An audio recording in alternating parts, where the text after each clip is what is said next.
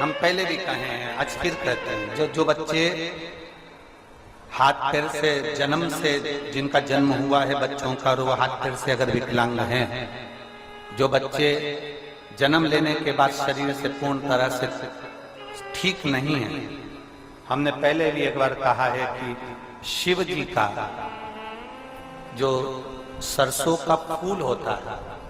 शंकर भगवान को सरसों का जो फूल होता है, बेटो सरसों का जो फूल होता है, वो सरसों के 108 पुष्प देवाधिदेव महादेव को समर्पित करते, शंकर भगवान को वो पुष्प समर्पित। सरसों का फूल ना मिले तो बाबा का, देवाधिदेव महादेव का कभी योग लगे तो कभी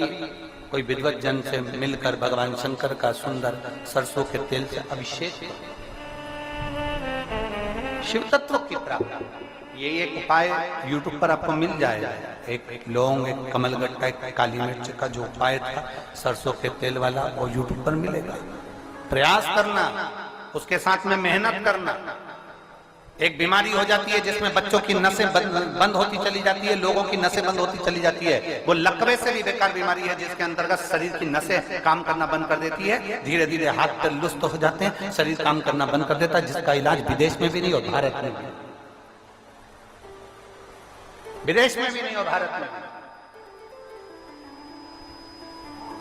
उसमें भी इस सरसों के तेल का प्रयोग बहुत जरूरी है। थोड़ा मालिश करना पड़ेगा, डॉक्टर कहेंगे कि हड्डी मजबूत हो जाती है, नसें मजबूत हो जाती है, कड़क हो जाएगी, फिर वो काम की, तो वैसे भी तो शरीर कड़क हो रहा है, वैसे भी तो शरीर बेकार हो रहा है, तो उसको मल, उस पर नाभि में 2 बूंद डालकर तेल फिर मालिश कर। शिव जी का अगर कुबेरेश्वर धाम का रुद्राक्ष मिल जाए, उस रुद्राक्ष को तांबे के कलश में गलाइए, शंकर जी पे चढ़ाइए, उस जल को उस बच्चे को आचमन कराइए। आचमन, जो बच्चा हाथ पैर से विकलांग रहता है या पैरालिसिस हो जाता है या लकवा लग जाता है, तो सीहोर का जो रुद्राक्ष मिलता है, उसका जो पानी आप देते हैं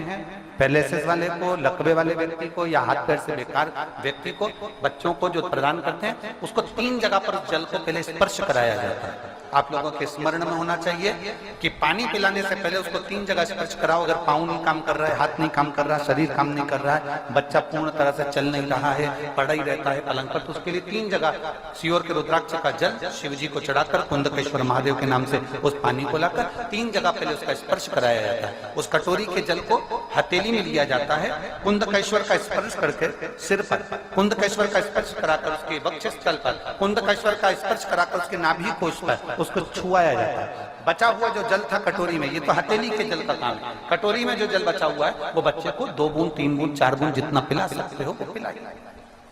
धीरे धीरे आपकी मेहनत लगन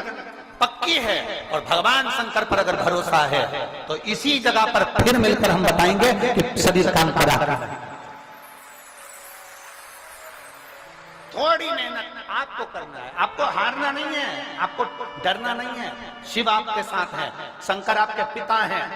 और फिर कहेंगे शिव आपके पिता हैं और कुबेरेश्वर धाम आपका मायका है, घबराने की जरूरत नहीं। आप उसके भरोसे,